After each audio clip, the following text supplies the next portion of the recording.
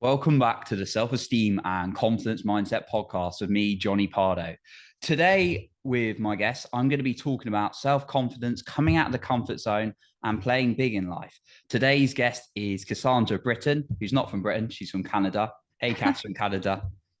Hi, Johnny, not from Canada. I need to go to Canada, though. It's definitely an ambition of mine. So, anyway, welcome to the show today, Cass. We're so glad to have you on and hear a lot of valuable experience from you. I've certainly learned a lot from you, so appreciate it. And I know you've got a lot you can share on mindset and confidence with us today. So, it's going to be a great conversation. So, I'll just introduce Cass and then we'll dive in.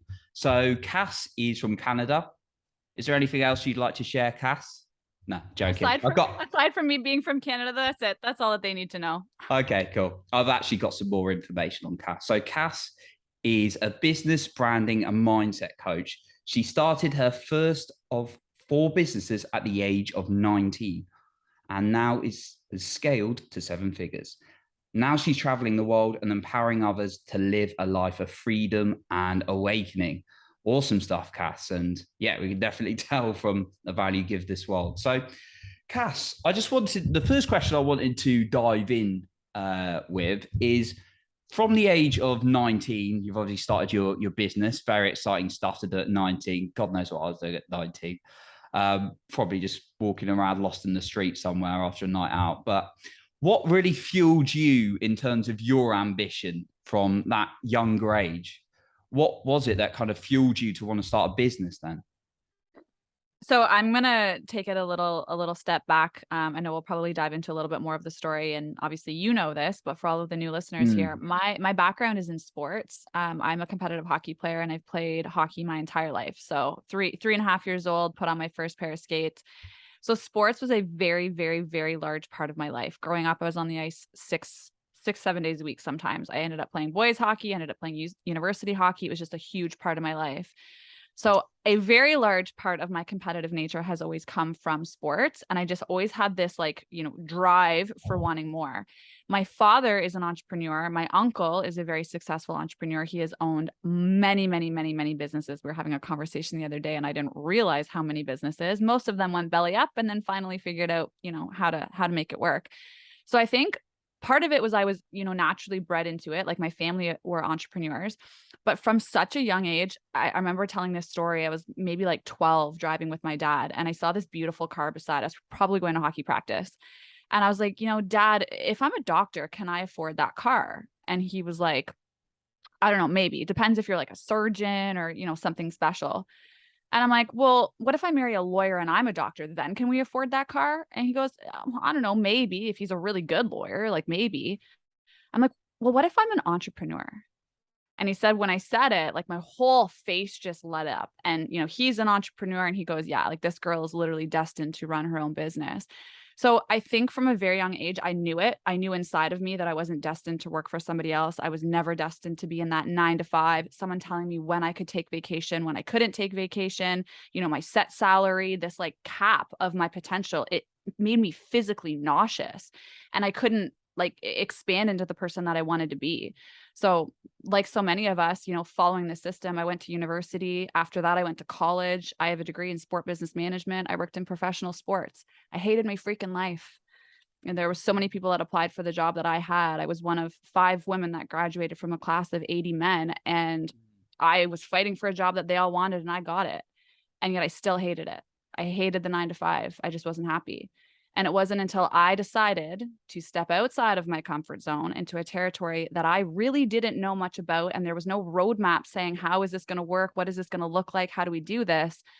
That I started to find out what true fulfillment and freedom felt like. 19 years old. Oh, wow. Yeah. And I noticed you said obviously stepping out the comfort zone there. And that's so obviously it's in theory it can be talked about quite easily, but obviously when we're in the moment it's a very difficult thing to do. And there's never going to be a point, I think, in my life I'm like, right, I pushed through speaking in front of people, in front of like 5 people. I used to be terrified of even saying my name in a meeting, and he'd be like pause in terror. And then like just speaking in front of people, I was like, right, that's it. I'm out. I've pushed out my comfort zone. And then I'm like, no, you go through life. There's more and more to push out of your comfort zone, right? Sounds like, you started there at 19 years old when a lot of people would be stuck and hold themselves back and be like, no, I want to stay in this comfort zone. It's too scary. Is there anything you can suggest to people to actually move out their comfort zone, whether that's just taking little steps, thinking of the reason they're doing it? What for you helped you out of a comfort zone and continues to help you? Yeah, that's a really great question. I mean, I think, and if obviously on the show you talk a lot about confidence, I personally think that confidence comes from results. And I think if I'm going to take it back to the sports analogy, so for anyone who's listening that doesn't play sports, there's a million things that you can do that are going to be relatable. For me, it was, getting knocked down in hockey in front of the net a million times. And my father being like, get up. If you're not broken, get up. Like, always having to get back up, right? Or trying to practice my slap shot and falling on my face, breaking sticks. Like, just I couldn't do it. I had the worst slap shot till I was probably 14 years old. But I knew I would get there. I knew I would eventually get there. And so it was the same thing for me in business, where I, wasn't really necessarily sure what it was going to look like. I knew I was going to fall down a lot. I knew there was going to be a lot of doors that were going to slam in my face. But I just knew that on the other side of that had to be something better and greater than what I was currently doing.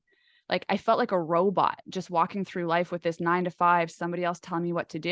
Mm. And the thought of stepping into the other side, it was scary as hell, right? Of course, stepping into something like that is going to be terrifying. But I just knew that it had to be more rewarding, and I was ready to take that chance versus stay where I currently was. So I think my biggest piece of advice is that just literally take action, small, messy action every single day, whatever that looks like for you, a small step in the right direction. And when you do get knocked down or something happens, don't go retracting with your tail between your legs, but recognize that failure is the path. For me, failure is the path to success. It's every single door that's been slammed in my face, or anytime, if you want to talk about relationships, anytime, a guy has said no to me or anything like that, that's been one of the greatest learning lessons or journeys for me to figure out more about myself, or, all those types of things. So I think it's actually embracing the scary, embracing the fear, embracing the unknown, and welcoming it, as strange as that might sound. I'm like, all right, universe, let's see what you got for me. Like, we're going to figure this one out. Yeah, love what you said about embracing the uncertainty and going through all those failures and actually allowing you to experience that as well, and some of those challenges. So thanks for sharing that with us. One of the things I also picked up is when you said you started to focus a little bit more on like actually what could be on the other side. And I'm a big fan of Tony Robbins, as you know, and he talks about the whole pain and pleasure thing. It's like we're often so focused on that pain of coming out of the comfort zone, what's going to happen. But actually you're looking at the pleasure of what could be on the other side. Would it also be accurate to say you were focused on the pain of not changing, of what life could be if you didn't come out of that as well? Yeah, very accurate. And I'll get a little bit emotional and a little bit vulnerable here, because I think that that's important Mm. sometimes. I'll touch on this story just a smidge. I grew up with a father who was an entrepreneur, and my mother was a stay-at-home mom. And she was very submissive to my father having control of the finances and a lot of control over her. And so, I remember specifically a time when she had holes in her shoes, asking for money to buy new shoes. And he was like, no, you're fine. They're not that bad. I don't remember how old I was, but I was old enough to think to myself, I will never in my entire life rely on somebody else to tell me when I cannot buy a new pair of shoes. Mm. And so growing up with that dynamic, and obviously that can go a lot deeper, and that story and that relationship, it made me want to be very, very self-sufficient. And we are either moving away from pain or towards pleasure. Mine was definitely both, but a lot of it was, I never want that. And I didn't want to be in that situation and in that Mm. pain. It was such a driving force for me that I was like, hell no. Any sign of that, and I was like, get me away from it. Like, I will always make this work for myself. But on the flip side of that, it probably is just as equal a part of me driving towards what I wanted, right? So a lot of people, they don't set, and I love that we're going to talk about playing big. And, I'm a huge advocate of that. A lot of people, I feel like, don't set big enough goals. They set safe goals. They set something that's going to feel safe. Okay, yeah, I'm moving the needle, I'm doing things a little bit, but it's not anything that's astronomical. It's safe, and because they're too scared. So for me, and you obviously know this, we're very into meditation, visualization. Well, maybe you not so much, but I am. I like to do a lot I of got a visualization. rebounder jumping up and down, looking at different type, Sometimes you're into it, crazy. sometimes you're not. I love to visualize what my future could be like every single time something new and exciting comes out. I have something new I'm excited about to launch in January. And for the last week, all I've been doing is visualizing what's going to happen when it succeeds and imagining myself in that place as if it's already happened. So really getting to feel that pleasure in every aspect of my body is also another one of the driving forces. I get so damn excited thinking about it. Yeah. Love that. It's yeah, I love like jumping up and down and visualizing as well. So it's something I do. Big fan of Think and Grow Rich, and then trying to incorporate some of that into life. So glad you touched on actually. I mean, you going back to your, thank you for your share as well. Going back to your share that actually your pain is you were trying to move away from a situation you didn't want to end up in, so that was a stronger pain than actually the pain of coming out of the comfort zone. And from what you're saying, what I believe is that anyone can find that pain.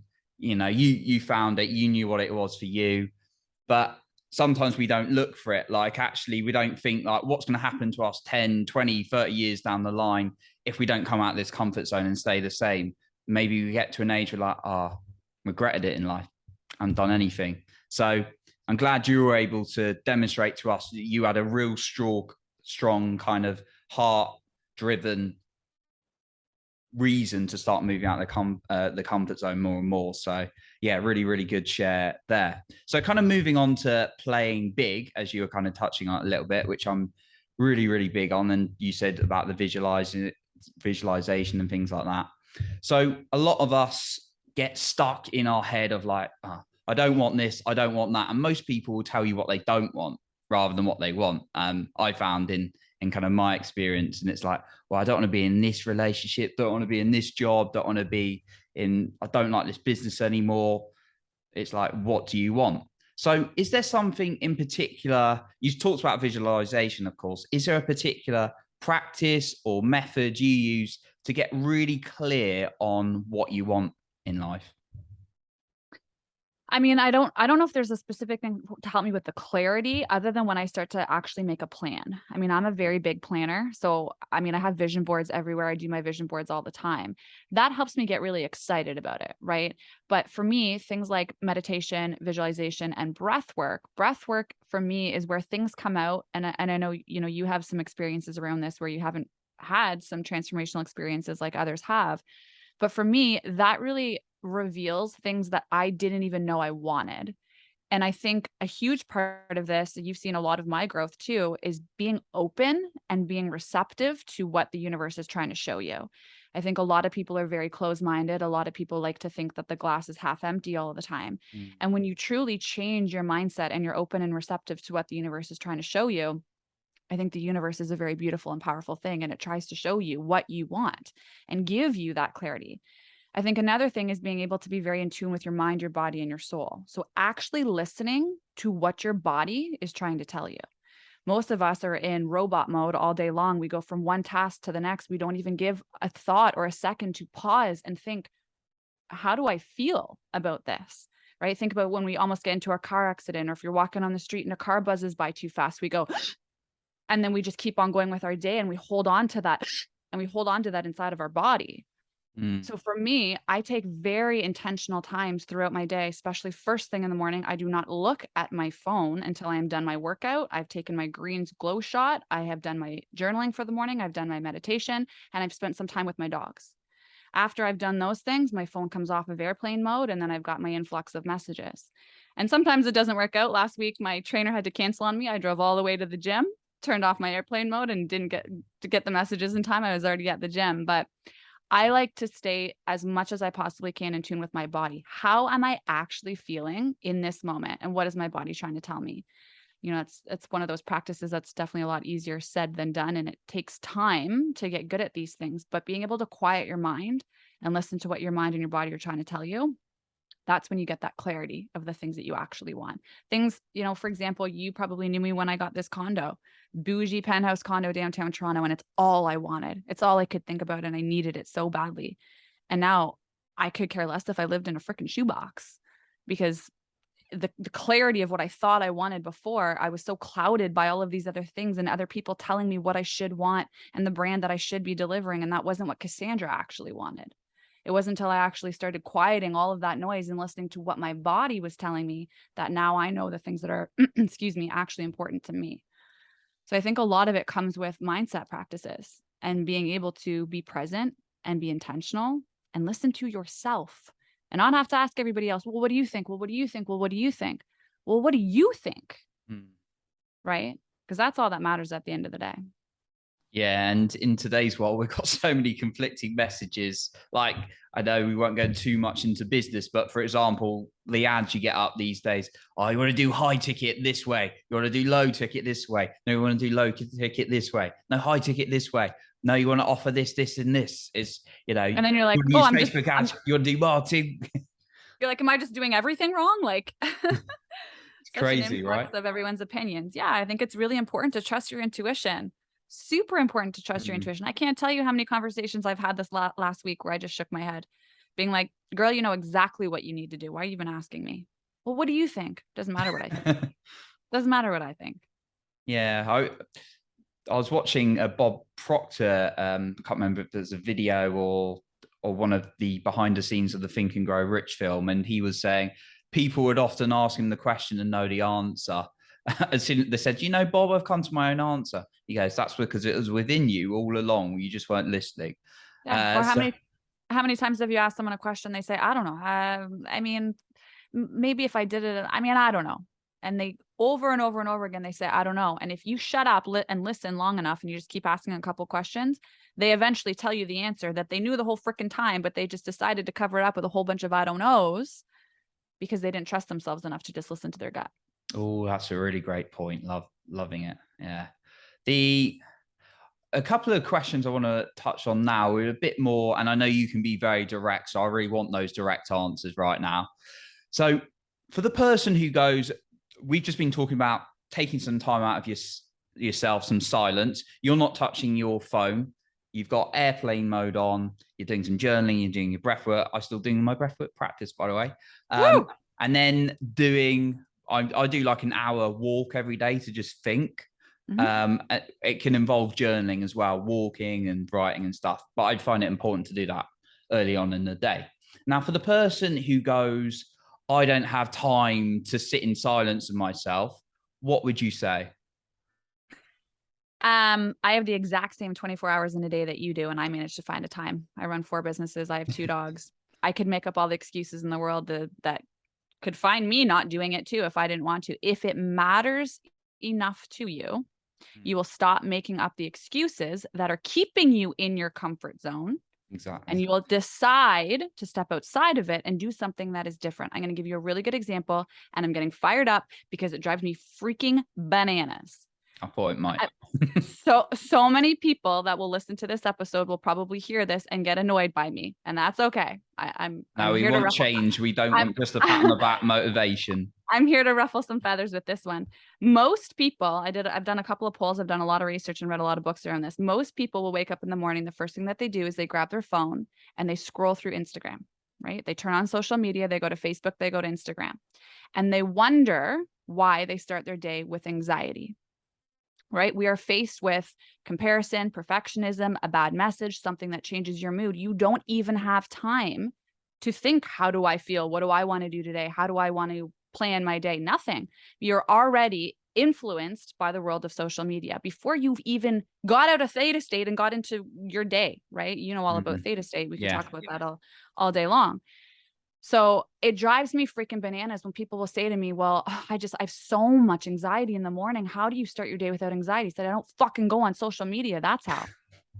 I don't go and look on Instagram to have this influx of the world telling me who I should be and the things I should be doing by the age of 33. I decide what I want to be doing at the age of 33. So I mean, morning routines and people telling me that they don't have time, it's excuses. You're lying to yourself. You want to keep yourself in a comfort zone because it's safe and it feels comfortable and nobody else is stepping outside of it that you know, because you haven't surrounded yourself with the right people. So it feels okay to just stay there, and you wonder why you're sad and miserable and depressed. Surround yourself with people who are making changes in your life, and then you'll start making them too. Yeah, I remember a lot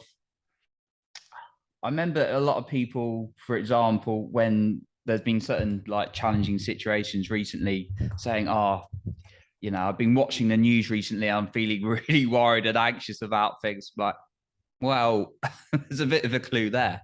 So we don't help ourselves sometimes. So obviously, that we do go through tough situations and things like that. But I love what you said there about being able to take some time in the morning and actually you can control it, and it's not helping you with the victim mentality when you're like, I don't have time, when actually we all have 24 hours in a day, 7 days in a week. Interesting fact, actually, Cass, I saw someone arguing against that on one of Rob Dahl's ratings, saying we don't all have the same time. So I thought that was interesting. Okay. Anyway, yeah, I don't know how that's factually made into an argument, which it's not. But yeah, anyway. So You'd be surprised at the things people will argue. yeah, but we're doing this at from a place of love, like want change in people. And it's not just like, oh, feel better, because you can have a friend pat you on the back saying, oh, feel better, you'll be all right, doing the same things that not making them all right. So thank you for sharing that direct response, Cass, and I thought you would be giving a very good answer there. Yeah, of course. I just lost my train of thought there. It's something that I was going to say around the time. If I often say this to my clients, when they say to me, we're trying to implement new habits, new changes, and, stepping into different things in their businesses. And they'll often say, well, I don't know, I don't have time. I want a personal life, all these things. Of course you want a personal life. My goal is to help people actually achieve that balance and have more of a personal life rather than the business controlling them. But if I were to analyze their life, and anyone who's listening to this can, you obviously don't need to give either of us a response. You can give yourself an honest response right now when I say this. If Johnny or I were to sit there and watch you for every second of a day for 24 hours, I bet you I would be able to find a shit ton of time that you spent wasted. Scrolling through social media, right? Staring at a wall, deciding too long what you want to, deciding what you want to wear for too long, watching TV. The list goes on of the ways that we waste time all day long. And if someone was very intentional, and I did that one exercise, I know Rob talked about it that one time. I don't know if you ever took him up on it. I tracked what I did every half an hour for an entire day. I tracked what I did. And I actually did it for a very long period of time. And I came across a lot of ways that were very common that I was wasting time. And when you accumulate that in a week and you end up realizing you've spent 48 hours or whatever it is, wasting time doing all of these things, it's going to make you really realize how much more successful you'd be, how much more productive you would be if you stop doing, the small things that are wasting all of your time. So I think it's about, people are just making up excuses, and they need to be a lot more intentional, because there's somebody else in the exact same position as whoever is listening to this. I don't care what it is. There's someone else in your exact same position who's doing the things that you want to do. They just decided to stop making excuses. Yeah. Awesome. Great points. So a couple more questions really before we wrap up. I could speak to you for hours, to be honest, Cass, because there's so much to share. One thing I know you've done in business, but you don't necessarily even need to be an entrepreneur for this, is I know you've obviously invested heavily to get to where you are today. Can you tell us a little bit about how powerful investing into communities that supported you have been for you? Yeah. This is a really great question. I love that you asked this, because when you first said you wanted to talk about, playing big, I think one of the biggest things, if I really look back, there's been so many, minor ones. One of the biggest ones was taking the leap in coaching programs and in a mastermind. I didn't have the money, right? Like I didn't have it just sitting there in my account being like, oh, where am I going to spend you? No, I had to decide that what was going to happen on the other end of me investing was worth me investing in that. And so for me, I have an episode coming out on this soon. The number one thing that has changed my trajectory of success, and the reason why my success took so long and then this business was so short to reach that level of success, was because of the people that I surrounded myself with. I no longer, you've heard the expression, you surround yourself with 5 bums, you're going to be the sixth. You surround yourself with 5 millionaires, you're going to be the sixth. I no longer surround myself with people that have draining conversations, that have low energy, that are not vibrating on my level, that suck the energy from me, that want to talk about the negative crap. Bye. I don't have those conversations. So investing in someone who is 10 steps ahead of me, who can show me the ways of doing things that I don't know, uncover things about myself I didn't even know, and be in a community where other people are not only encouraging, but they will call you out on your bullshit as well. Good job, but you should have done this or you could have done this. That is the stuff that has actually made me transform as an entrepreneur. Yeah, totally true. And me as well. I can think of some places I got absolutely destroyed in the communities at the start, in like, not in a like calling me names sort of way, but in a, yeah, you need to change this, and this, whether that was through like any sales training or just general sort of like coaching practices. Yeah, you like suddenly adapt to it and you're like surprised. You're like, wow, how did I get to this ability? It's just crazy. And Yeah. like the same with the people you're around with. Like I've been to many points, and not to say like there's always room for growth, right? But I've been to a point where I've been playing it comfortable because had the strongest growth perhaps out of the group. And then actually I get to a next level and I'm uncomfortable at first, but then you can see even more growth, which is amazing. So yeah, That that's is totally true. that I love that point, because that is, the reason why I left the last mastermind that I was a part of. And this, in my opinion, should be a compliment to the mentor. I went through everything and I felt like I had learned a lot. And then I was ready to be the small fish in a big pond again. You know what I mean? When I get to the point where I feel like I could teach the program, or I felt like I had learned a lot, it's like, great. Everyone learns at a different rate. Everyone grows at a different rate. I didn't want to be teaching it anymore or feeling like I was at that level. I wanted to be like that little fish again, going in, my eyes wide open, being like, oh my gosh, like there's people that are 10 steps ahead of me. And I just want to be a sponge and learn from you and learn from you and learn from you. And being able to recognize when you're at that level and not stay stagnant in a stale pond, but be able to recognize you're ready for something more, even though it's not comfortable and it's a new mentor and it's a whole new price tag and it's new people and I don't know them and this is scary. But that and recognizing when I'm ready for that and pushing myself to that is what has really helped the trajectory of my businesses and my personal development and my personal life. I am nowhere near the person I was 2 years ago. Brilliant. You've been a great example today, Cass, well, not just today, but in general as well. So there's so much more we could go into. And I know you've got your own podcast, you've got your own stuff that we can definitely share with the audience as well. So just before we close off today, as I was just saying, where can people find you? And secondly, is there any last points you'd like to share with us? Sure. Yeah. So finding me, the easiest way is probably Instagram. So it's at the.business.savage. Also www.thebusinesssavage.com, because I hate just giving out social media, as you know why. Can't rely on that stuff. And then also I have put together a free time management training specifically for your audience. So I'm sure you'll put the details in the show notes, but it's the www.thebusinesssavage.com/FTMT/Johnny. So I'll give you the details for that. And that is just a free video training on some specific strategies and things that I do to help gain back more time in my day and learn how to be more productive. So I would love for people to be able to take advantage of that.